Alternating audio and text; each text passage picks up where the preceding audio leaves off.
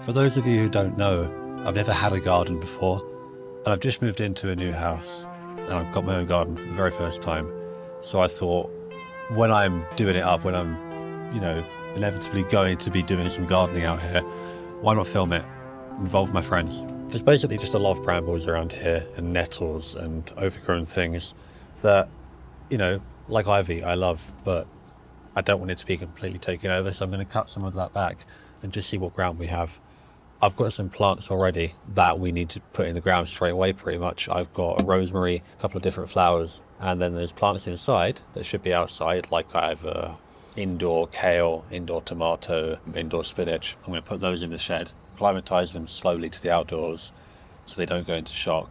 And then I think just put them out when it gets a bit warmer. If you look at the end of the garden, what you'll see is a couple of wooden pallets that I got from down the road.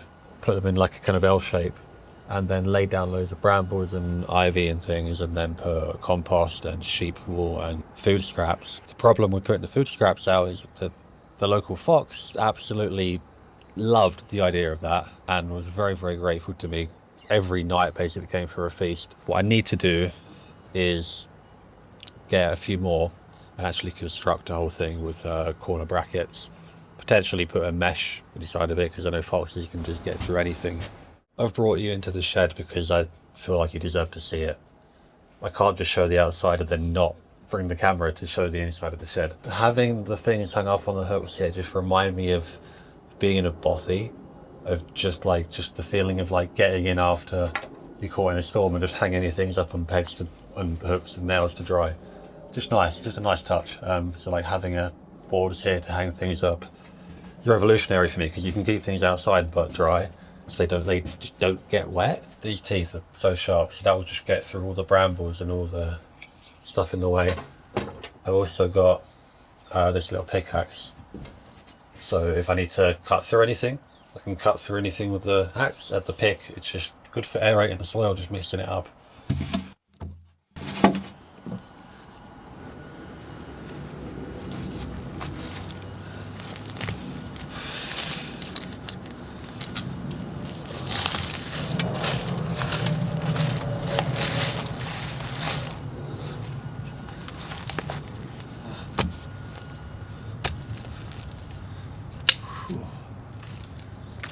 That is very wet clay. Not too good for carrots.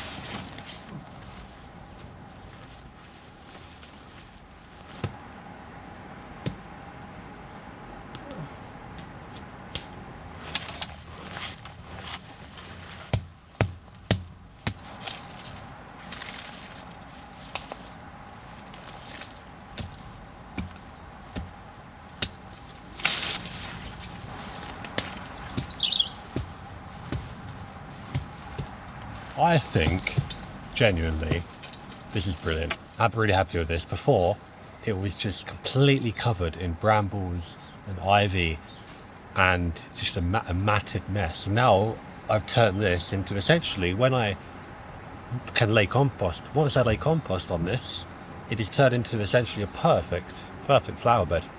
I can grow all my kale here, my cabbage, my lettuces, my broccolis, maybe even some aubergines, courgettes. There's room for a lot throughout here. And this is just one little corner of the garden. I don't have any plants to put in here today because it is currently the 3rd of March and it's just a bit too cold to be sowing seeds out here. So what I'm going to do is I'm going to sow some seeds indoors, but do it in the shed, take them in the house to germinate. And also I've got some plants in there that need repotting, just like normal house plants. So that'll do. I mean, I'm so excited. Like this, I said before, right, like this is the first garden I've had that's mine, and to be able to get on this ground and know that I can, even though I'm renting, I can't do anything I want with it. Robin's back. Robins have been around for hundreds of thousands of years, and they've adapted with mammals, specifically humans, boar, cattle, to follow in the tracks where we dig up the ground, especially where we dig up the ground. Robins are looking for worms and beetles and insects to eat. So when I've just rotivated all of this soil, this little guy right here is just hopping around looking for worms that I've unearthed. So to be fair with you, he's finding food. He is finding a lot of worms in there right now. I might have to set up my trail camera for a couple of days and just film this little bit here. We'll also be keeping an eye on the compost, seeing if a fox can get through all this, which, you know, I don't think he can.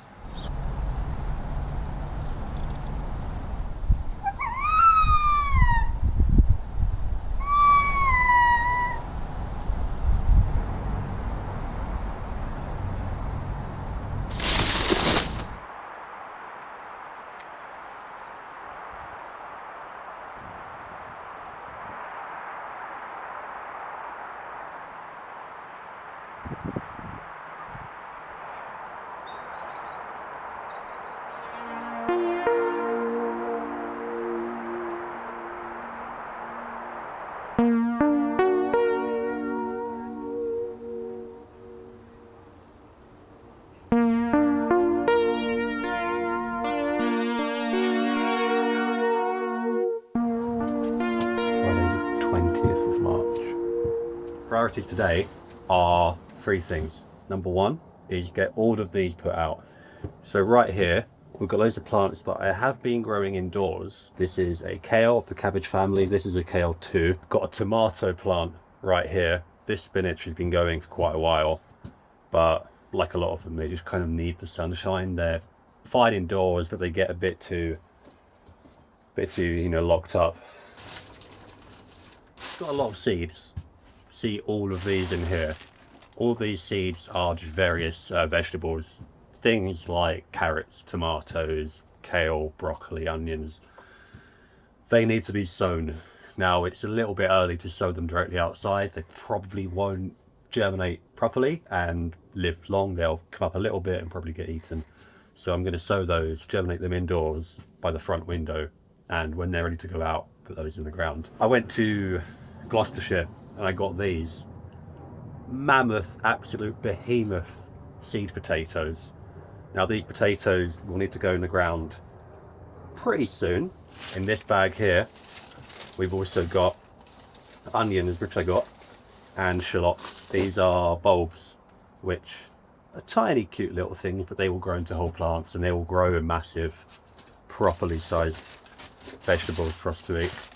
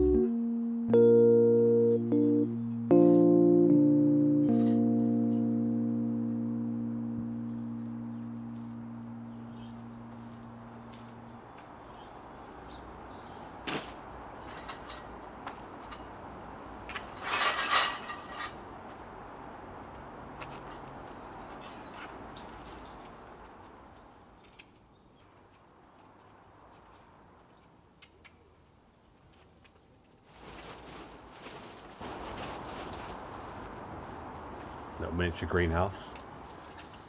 It'd be really fun because what it means is I can now sow my seeds, which I'm going to do right now, and then take those seeds, germinate them indoors because it's still March. Although it's hot and sunny right now, in a week's time it very well may not be. So I'm going to sow those seeds indoors and then germinate them, bring them out here, put them in the greenhouse to mature a little bit. Once they're about yay high, they're going to go in the ground and we're off to the races. What I'll do is I'll quickly run through the seeds that we've actually got here, because I won't be able to plant all of these, but there are some absolutely wonderful specimens. We've got runner beans, we've got dwarf beans, we've got broad beans, we've got peas, tomatoes, plum tomatoes, hollyhock, catnip, delphinium, thyme, kale, crisp head lettuce, carrot, Brussels sprouts, parsnips, onion, oregano, coriander, courgettes, chard, beetroot, chicory, onion, parsley, oregano, coriander, lettuce, pomodoro tomato, basil, dill, rosemary, oregano, courgette, broccoli, spinach, parsley, mint, chives, thyme and coriander. I'm not going to plant them all. Don't stress about that. So without further ado, what I'm going to do is I'm going to change the camera, bring you a bit closer, and we will start sowing some seeds.